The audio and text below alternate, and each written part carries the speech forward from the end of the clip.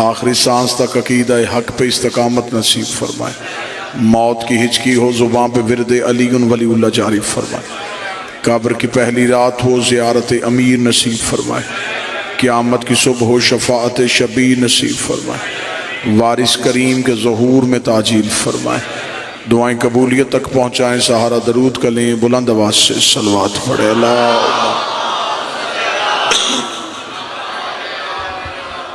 اجازت ہے ذکر شروع کیا جا سکے۔ اللہ کا کام ہے دین بنانا، نبی کا کام ہے دین پہنچانا، اور امام کا کام ہے دین بچانا۔ دین اللہ بناتا ہے، پہنچاتا اس کا رسول ہے، بچاتا اس کا امام ہے۔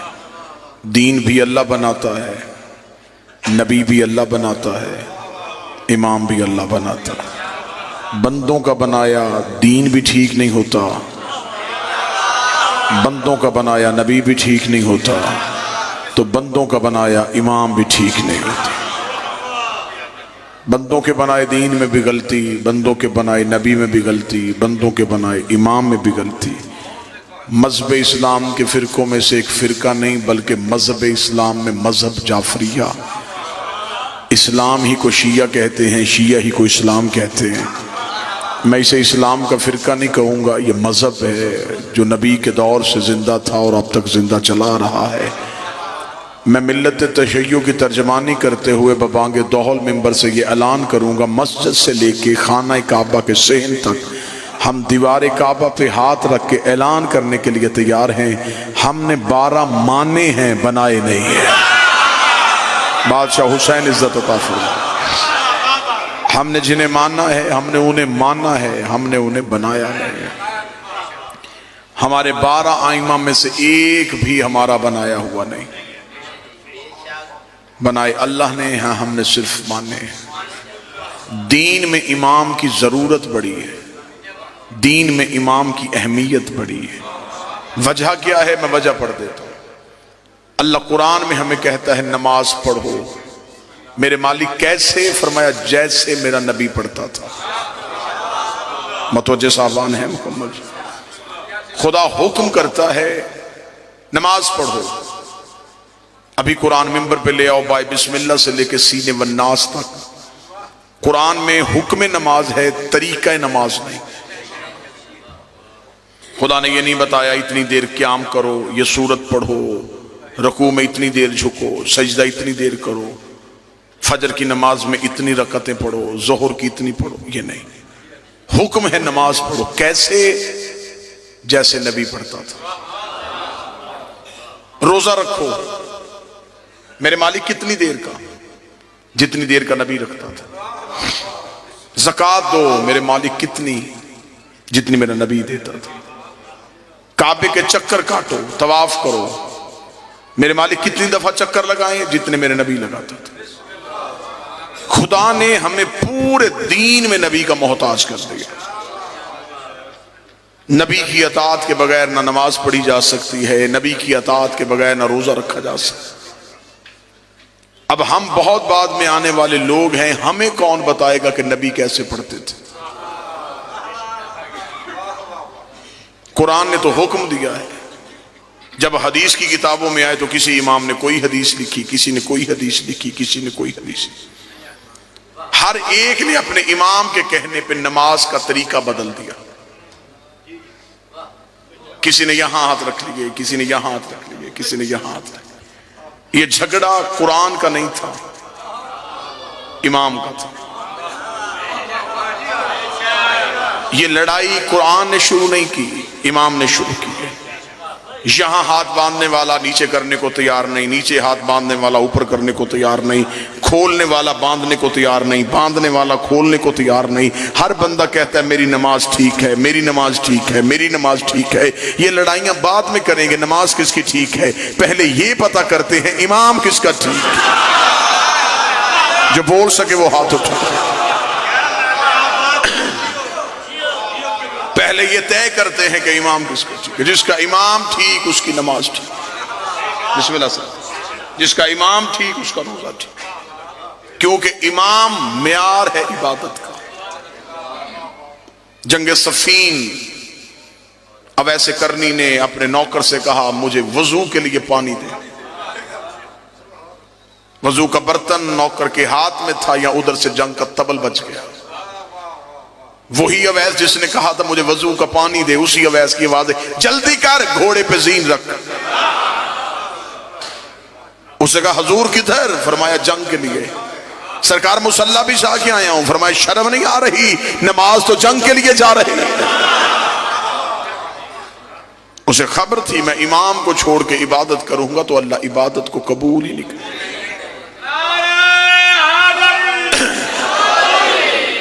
جو نتیجہ دینا چاہتا ہوں وہ نتیجہ جیسے جیسے آپ توجہ کرتے جائیں گے نتیجہ قریب ہوتا جائے گا. اب یہ کون بتائے کہ نبی نماز کیسے پڑھتے تھے؟ مذہب اسلام کے مختلف فرقے، ہر فرقے کا ایک ایک امام. جھگڑا ختم ہو سکتا ہے، لڑائی بہت آسانی سے ختم ہو سکتی ہے. جس نے جو امام لے کے آنا ہے ہم ماننے کے لیے تیار ہیں، لیکن کوئی اپنا امام نام سامنے رکھ کے بتائے کہ کیا اس کے امام نے نبی کو نماز پڑھتے دیکھا ہے؟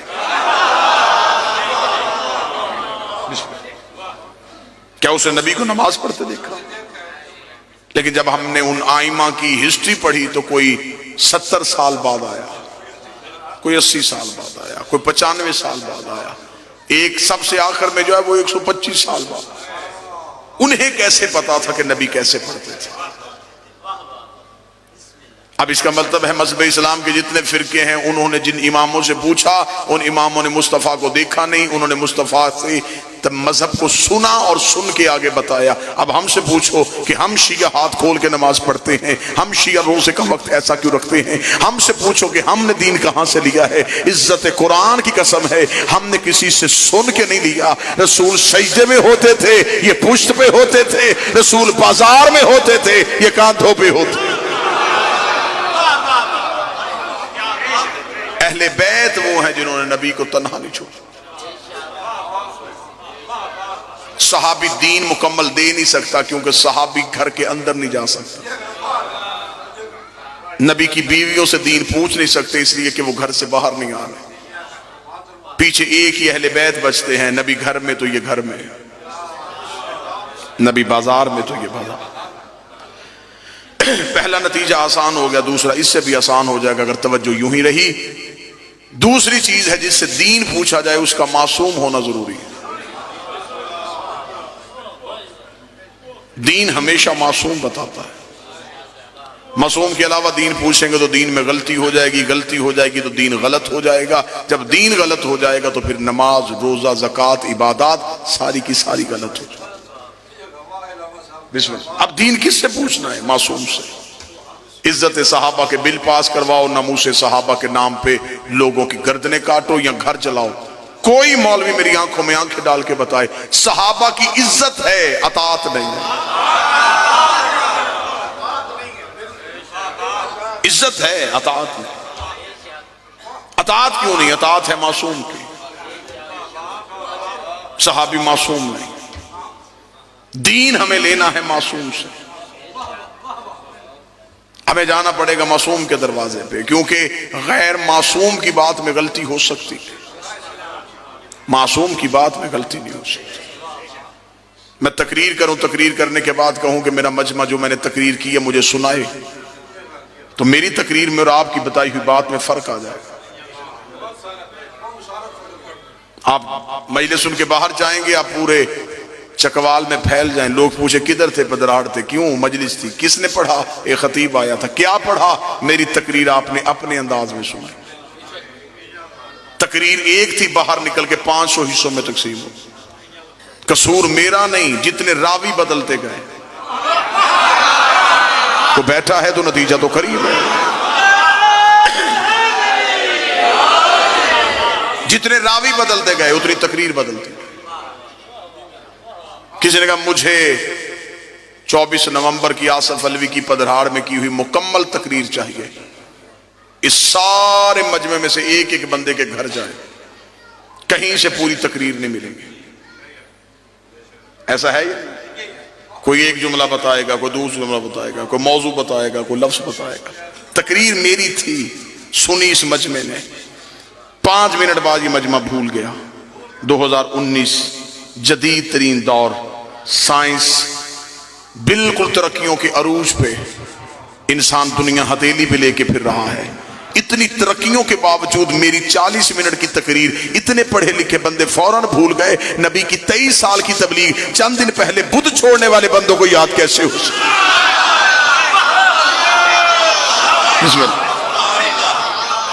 آپ میری بتائی ہوئی تقریر میں فرق ڈال سکتے ہیں، تو کیا انہوں نے نبی کی بات میں فرق نہیں ڈالا؟ آپ میری تقریر میں فرق ڈالیں گے تو کوئی مسئلہ نہیں بنے گا، لیکن جب انہوں نے نبی کی بات میں فرق ڈالا تو اس فرق نے فرقہ بنا دیا۔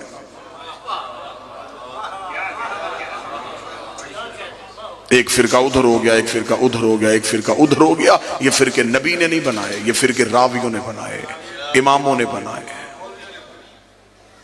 امام بتاتے گئے، امام نے کہا نہیں ایسے کرتے تھے، وہ جو فرق تھا اس نے فرقہ بنا۔ اتحاد امت کی کوششیں ہو رہی ہیں، ہر ایک چاہتا ہے کہ مسلمان ایک ہو جائے، کوئی ایسا مسلمان نہیں جو یہ نہ چاہتا کہ مسلمان ایک۔ جب اتحاد امت کی بات کرتے تو ہر مسلمان ایک کہتا ہے اللہ ہمارا ایک ہے، نبی ہمارا ایک ہے، قرآن ہمارا ایک ہے، امت ایک کیوں نہیں؟ یہ سوالیہ نشان وہ مجمع میں چھوڑ کے چلا جاتا ہے، جواب نہیں دیتا۔ جواب میں دیتا ہوں، اللہ ہمارا ایک ہے، نبی ہمارا ایک ہے، قرآن ہمارا ایک ہے، ہم ایک اس لیے نہیں کہ ہمارا امام ایک نہیں۔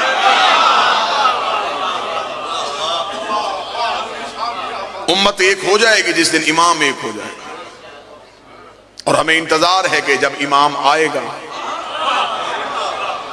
پھر ہر ایک کو اسی کے قدموں میں آنا پڑے گا، اور اس دن دین بالکل صحیح ہو جائے گا جب امام ایک ہو جائے گا۔ جھگڑا امت کا نہیں ہے، جھگڑا اماموں کا ہے۔ بات سمجھ آ رہی ہے نا سرکار؟ اب میری 40 منٹ کی تقریر بندے بھول سکتے ہیں، لیکن جو مجلس میں ویڈیو کیمرہ لگا ہے یہ نہیں بھولے گا۔ آپ کے پاس حافظہ ہے، اس کے پاس صلاحیت ہے۔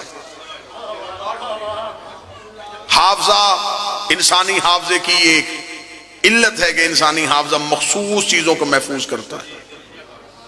آپ ابھی میری بات سن رہے ہیں، وہ لفظ محفوظ ہوا، اگلا لفظ آیا اس نے اس لفظ کو آگے کر دیا، اس سے اگلا لفظ آیا اس نے اسے آگے کر دیا۔ یہ انسانی حافظے کی کیفیت ہے۔ مخصوص چیز تھوڑے دیر کے لیے انسان کے دماغ میں سٹور رہ سکتی ہے، ورنہ نہیں رہے گی۔ حافظے میں صلاحیت نہیں تھی، کیمرے میں صلاحیت تھی۔ یہ میری بات کو محفوظ کر رہا ہے، محفوظ کر کے اس نے رکھ لیا۔ 25 سال کے بعد بھی اسے آن کرو، میں ایسے ہی بولنا شروع کر دوں گا جیسے اب بول رہا ہوں۔ نہ لہجہ بدلا، نہ تقریر بدلی، نہ لفظ بدلے، نہ روانی بدلی۔ پدھاڑ میں اگر لفظ کی قدر ہے تو میں یہیں پہ نتیجہ دینے لگا ہوں۔ ہم شیعہ مطمئن اس لیے ہیں، نبوت بول رہی تھی، امامت محفوظ کر رہی تھی، نبوت بول رہی تھی، امامت محفوظ کر رہی تھی۔ 25 سال کے بعد علی نے مدینے کی مسجد میں آ کے نماز پڑھائی تو اندھے صحابی نے چیخ مار کے کہا آج محمد والی نماز یاد ہے۔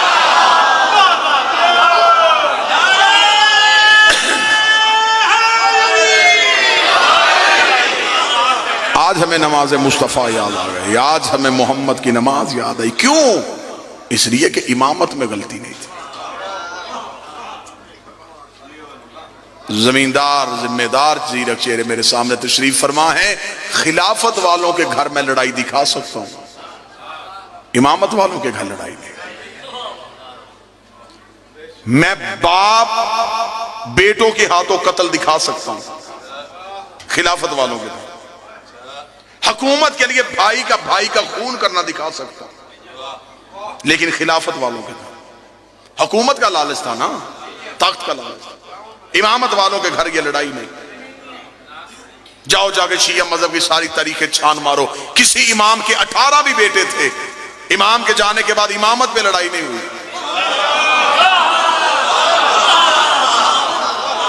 کہ اس امام کے گھر میں امام کے بیٹوں نے تلواریں نکال لی ہو کہ نہیں میں امام بنوں گا، دوسرے کا میں امام بنوں گا، تیسرے کا میں امام بنوں گا۔ امامت والوں کے گھر لڑائی کیوں نہیں ہوئی؟ اس لیے کہ انہیں پتا تھا امام ہم نے نہیں بنانا، امام اللہ نے بنانا ہے۔ تو پھر فیصلہ امت کیوں نہیں کرتی؟ جب امام کے بیٹے امام نہیں بنا سکتے تو غلام کے بیٹے امام کیسے بنا سکتے؟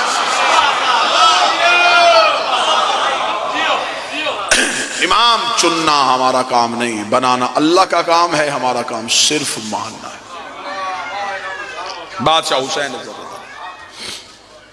ہم نے نبی کے بعد یہ نہیں دیکھا کہ تخت کس کے پاس ہے، ہم نے یہ نہیں دیکھا تاج کس کے پاس ہے، ہم نے یہ دیکھا ممبر پہ کون ہے۔